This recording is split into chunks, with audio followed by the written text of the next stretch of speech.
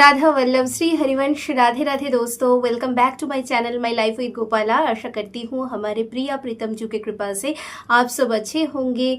हमारे परम पूज्य श्री हित गुरुदेव भगवान जी के चरण में कोटि कोटि नमन। तो दोस्तों, अभी होली की प्रिपरेशन चल रहा है।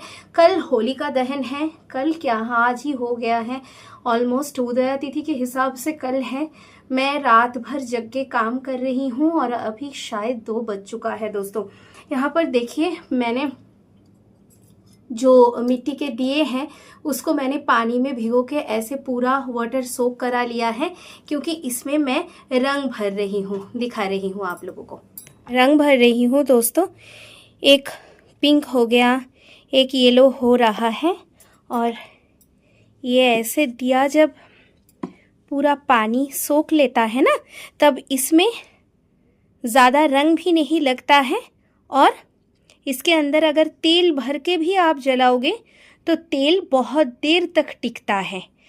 अभी दोस्तों, आज के व्लॉग में मैं आप लोगों के साथ कुछ मेरा होली का प्रिपरेशन शेयर करूंगी और एक वास्तविक समस्या का समाधान भी बता दूंगी, ताकि आप लोगों को भक्ति मार्ग पर चलना और भी स्मूथ लगे।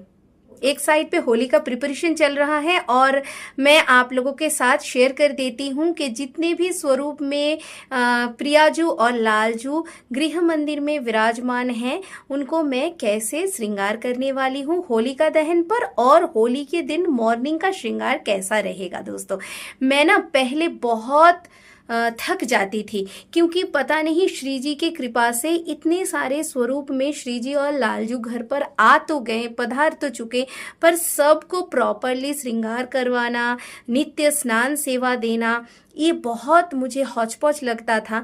क्योंकि मैं ना फेस्टिव सीजन में नींद उड़ जाती थी। अभी वो होती है, अभी भी वो हो रहा है, क्योंकि मैं अभी इस टाइम पर जगकर फिर व्लॉग नहीं बना रही होती।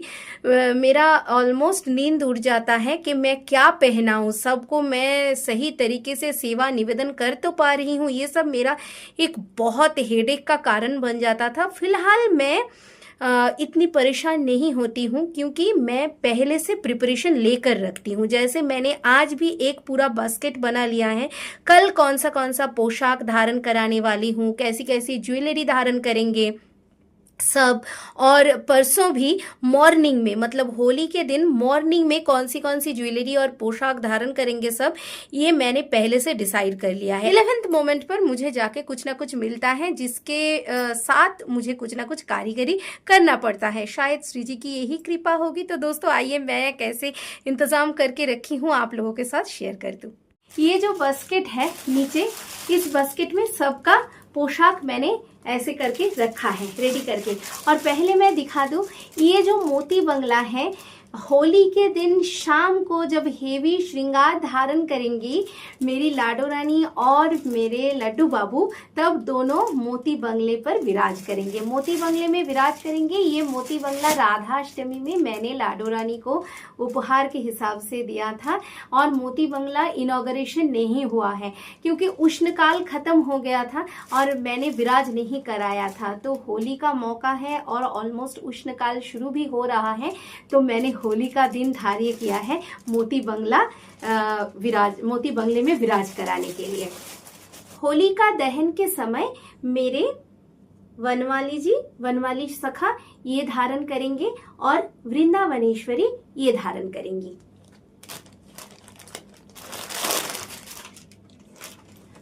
कल होली का दहन के समय लड्डू बाबू ये वासंती रंग के चीरा वस्त्र धारण करेंगे, और लाडो रानी धारण करेंगी ये हेवी लहंगा, सेम फैब्रिक से बना हुआ है। मुझे ना दोनों को ऐसे सेम पोशाक पहनाने में बहुत खुशी मिलती है।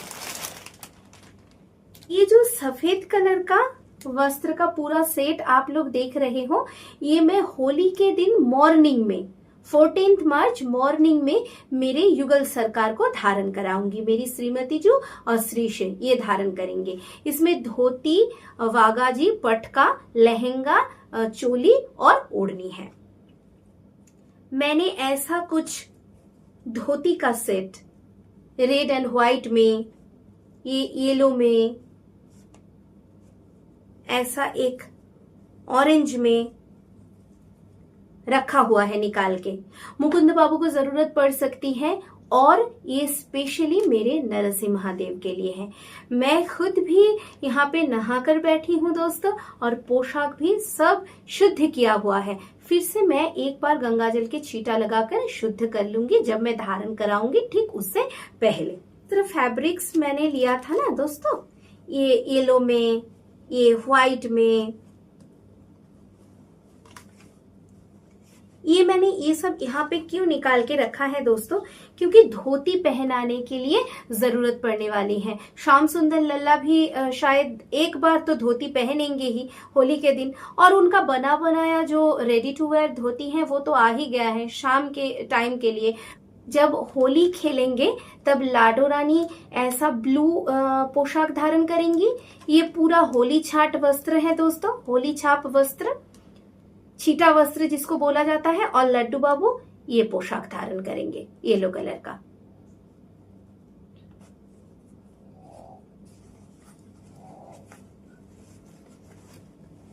अभी देखिए दोस्तों, ये जो छोटे छोटे पोशाक है ना, ये होली खेलने के समय मेरी राय सुंदरी धारण करेंगी और मेरे मुकुंद बाबू धारण करेंगे।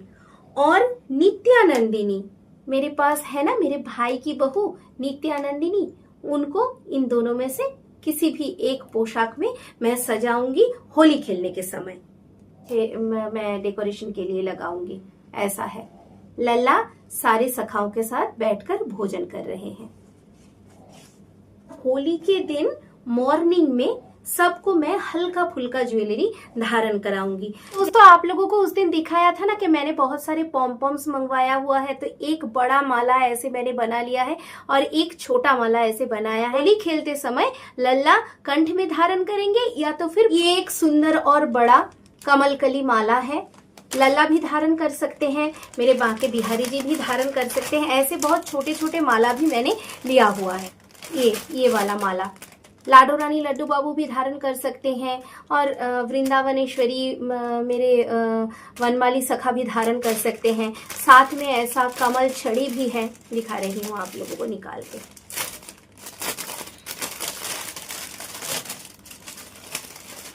ये देखिए ऐसे कमल छड़ी भी है साथ में, और ऐसा फूल छड़ी भी है, दिखने में बहुत सुंदर लगता है। फागुन का मौसम है ना, फाग उत्सव है, तो फूल का तो होना ही चाहिए। और ये है होली के कटआउट्स, तो इसको सेट कर करके डेकोरेशन करूंगी। ऐसे छोटे छोटे ऐसे कॉटन धागे से बनी हुई छोटे छोटे बीड्स जो ज्वेलरी बनाने के लिए बहुत काम में आता है। मेरे पास ना बहुत सारे ऐसे ज्वेलरी मेकिंग और क्राफ्ट मेकिंग आइटम्स पड़ा हुआ है, और मेरे पास ऐसे क्राफ्ट मेकिंग आइटम्स बहुत सारा है, और मैंने बहुत सुंदर करके प्रिजर्व करके रखा हुआ है। तो ये मुझे आज अचानक मिल गया। शायद मेरी श्री जी की इच्छा होगी कि होली खेलते समय ऐसे कलरफुल माला पहने, तो मैं जल्दी जल्दी बना दूंगी। और ऐसे मुझे फ्लीस के शीट्स मिल गए हैं, तो इसके साथ भी मैं कुछ करूंगी। यहाँ पर है अष्ट सखियां, और अष्ट सखियों को होली छाप वस्त्र की ओढ़नी पर पहनाना है, और गाल में, दोनों गाल पर थोड़ा थोड़ा करके गुलाल लगाना है। पर ऐसे लगाना है, कुछ ना कुछ आइडिया निकालना है ऐसे, ताकि परमानेंटली वो कलर टिक ना जाए, वो कलर हट भी जाए ऐसे। तो इनको भी तो होली खेलना है ना अपने प्रभु के साथ। ये छोटू गन मेरे श्रीकांत भाई के लिए आया है।